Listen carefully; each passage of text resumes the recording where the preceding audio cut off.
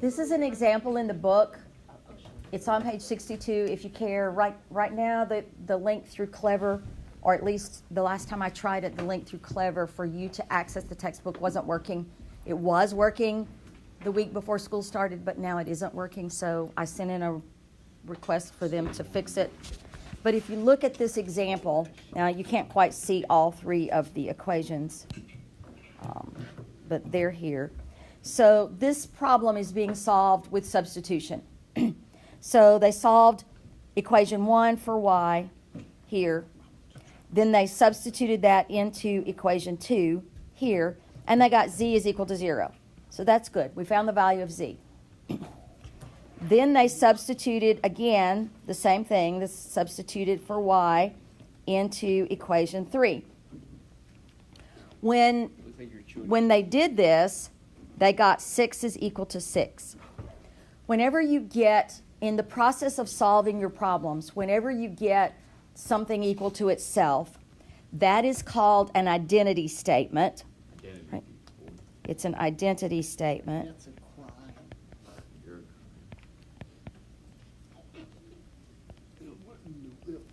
And that means that the system has infinitely many solutions. So you don't have to copy this whole example, but in your notes, you need that statement. That when you obtain an identity statement, that means your system has infinitely many solutions.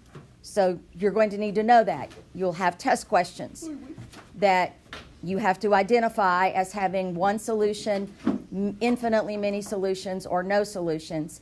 And this is how you would tell, is as you're doing the steps, if you encounter an identity statement, 6 equals 6, x equals x, 5 equals 5, whatever it is, that's an identity statement, then that system has infinitely many solutions. In this system of equations, the first step, they did the first step. This is solving by substitution. They solved for the variable z. They substituted that information for z in equations 2 and 3. When they put that into equation 2, they ended up with a statement that says 10 is equal to 1. But 10 is not equal to 1. So in this case, we would obtain a false equation. And whenever you obtain a false equation, you can conclude that the system has no solution at all. Right? So you ended up with a false equation.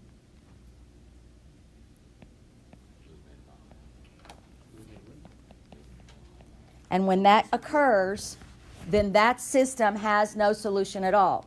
So that makes this one of those solutions, one of those systems where either two of them are parallel, or all three of them are parallel, or that one where I showed you where only two at a time intersect. So that those kinds of systems don't have a solution. There's no place where all three equations occur at the same point. So the answer to a question like that would be there is no solution. So add this to your notes. When you obtain a false equation, you can conclude that the original system has no solution.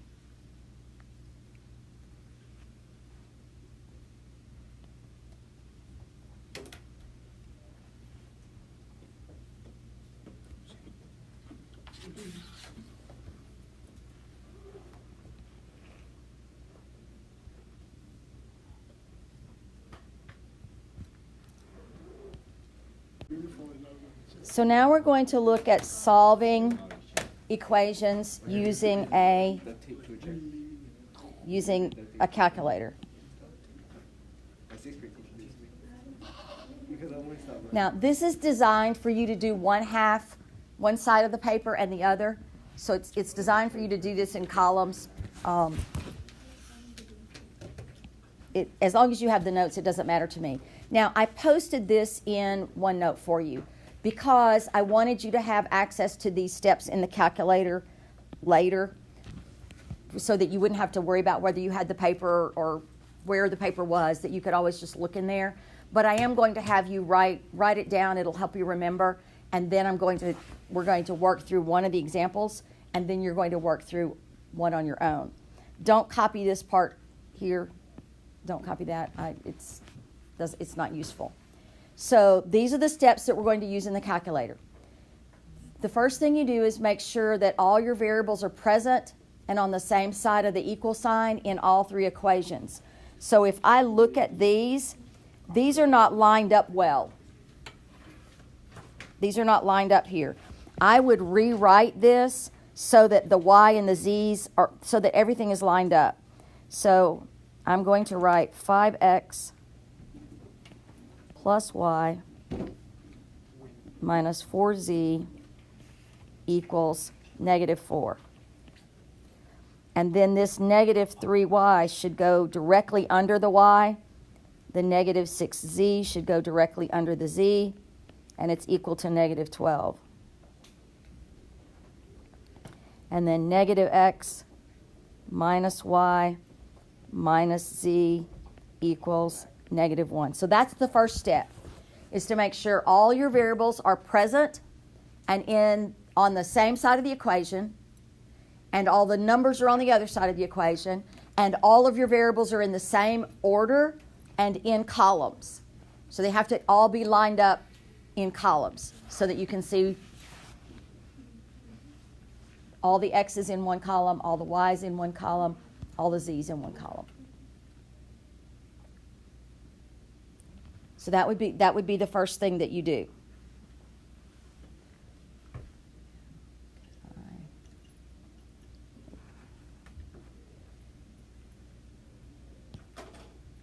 Yeah, I was afraid that was going to happen. I'm going to find a way for that not to happen. So I can have everything on here at the same time. I don't need that equation. I need this. So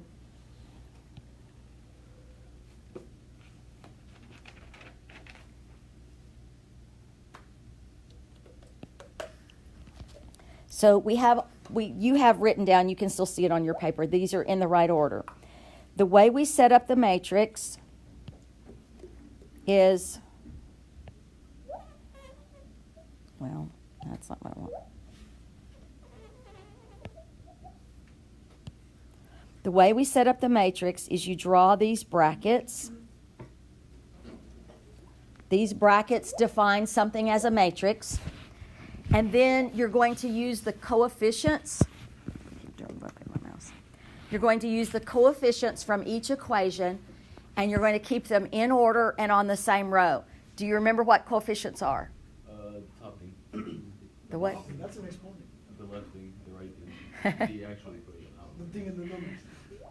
The coefficients are the numbers in front of the variables. I got those. So the numbers in front of the variables are your coefficients. So starting with this first equation, we have a 5. What number is in front of the y? 1. 1. Yeah. And then negative 4. And then our answer, negative 4, is on the other side. Okay. In the next row, there is no x. So we must put in a 0. If you do not put in a 0, you will not get the correct answer.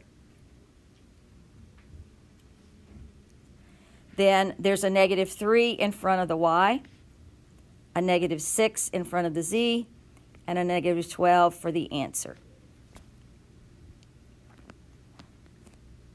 What are the coefficients on the third one? Negative 1. Negative 1. Negative 1. Negative 1. So it's negative 1 all the way across.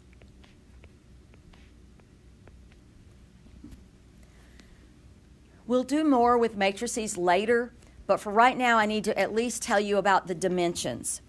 In this matrix, this is row 1, row 2, and row 3. This is column 1, column 2, column 1, column 2, column 3, and column 4.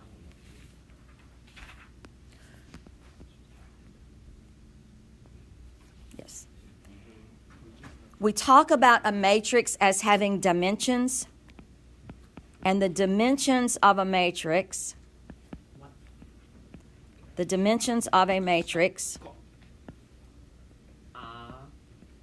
are always written as row by column. So the number of rows by the number of columns. So how many rows does this matrix have? 3. And how many columns does it have? 4. So this matrix is a 3 by 4 matrix. It's a 3 by 4 matrix. It has 3 rows and 4 columns.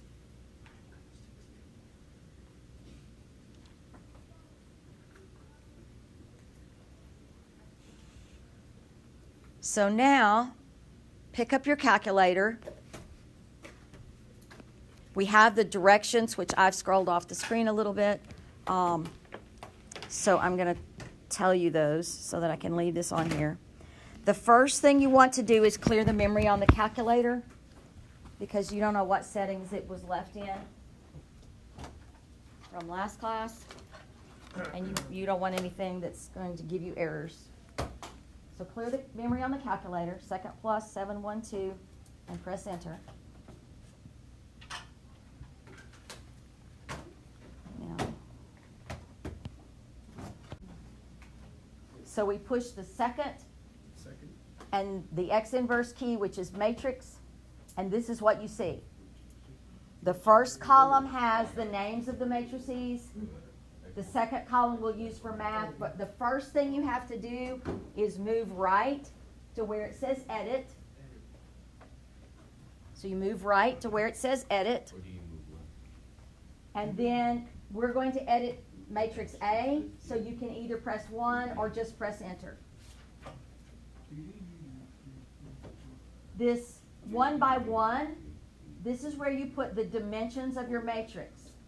So you need to change this to say 3 by 4. So 3, you can either use the arrow key or the enter key and press 4 and then enter. Now you can see a 3 by 4 matrix on your computer screen. Yes. So there's 3 by 4 matrix. So what we're going to do now is we're going to type in that matrix that you just wrote on your paper. So you just, guys, you just press each number and press enter. So 5, enter. 1, enter. -4, enter. -4, enter. It moves across the rows. Then the 0, -3, and so on.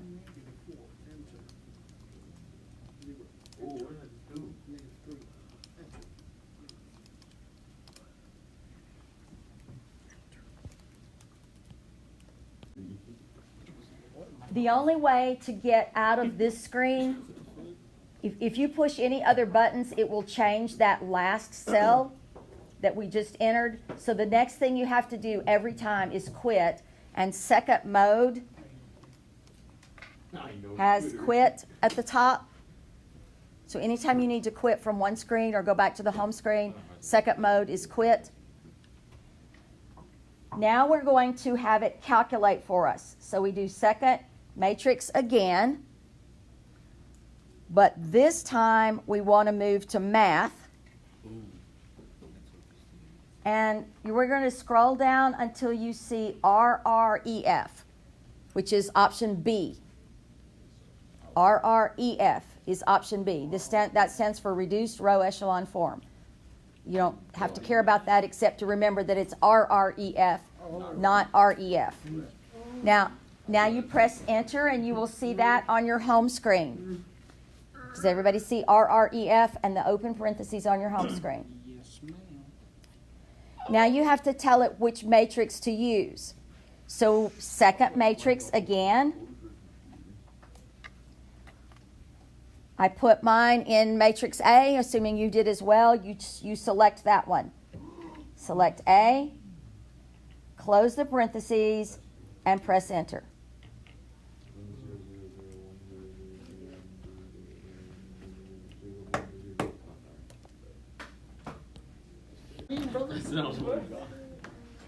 Okay, when you look at this, this is your solution matrix or your result matrix.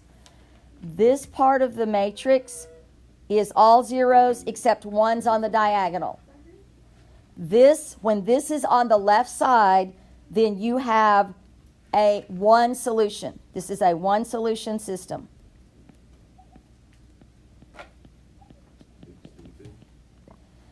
What this means is your variables were in order.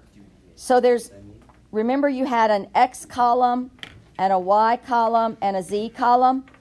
So there's a 1 in the X column, so that is telling you that X is equal to negative 10. There's a 1 in the Y column and everything else is 0, so that's telling you that Y is equal to 18. And there's a 1 in the Z column, and that's telling you that Z equals negative 7. So your solution is negative 10, 18, This is so much faster. negative 7. Why don't we just learn this like go again? Because you aren't always allowed a calculator. And because the Algebra 2 teachers say we have to teach you about substitution and elimination. You'll use those skills for other things. Again, another 2 days of school wasted.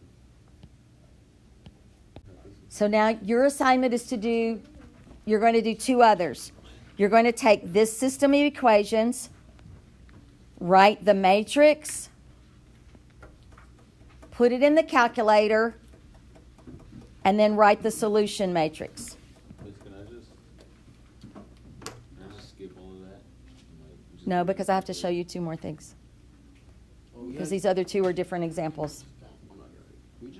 So write your original matrix, put it in the calculator, and write your solution matrix. And then we're going to talk about what that solution matrix means. You don't see the identity matrix, so this is not a one solution system. But what you do see on the bottom row is 0, 0, 0.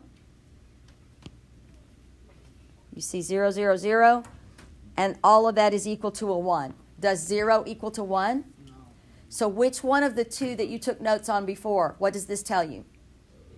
It's a false equation. It's a false equation, so there are no solutions. Well, I told you. What do you mean? Oh, I just want to see quick math. Sorry, I'm not at the bottom. That girl was an artist. I don't know. Smoke trees. Smoke trees. Maybe that should say solution. Boom, boom, boom, boom. Ah. Boom, boom, boom.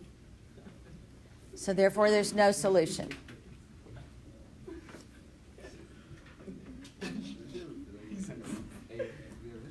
Questions?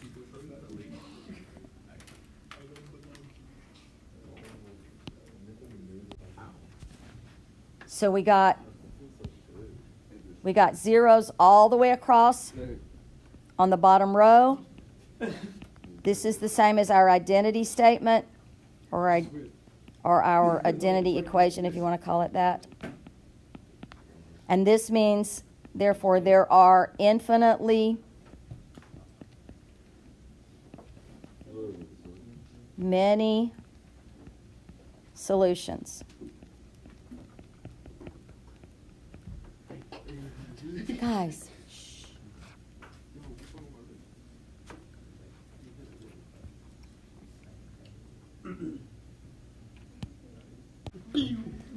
On this, it's not just second edit, it's second matrix, which is the X inverse key, and then edit, and then enter.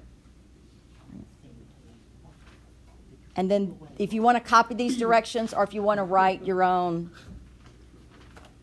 write it in your own words. But these are the directions for putting it in the calculator. If you don't want to write it, yes, you can take a picture of it, but I've also posted it in OneNote for you. So if you need to go reference it later because you've forgotten how to do it, it's in there. So now what you're going to do is you're going to practice, and that's with the sheet that you picked up on the way in.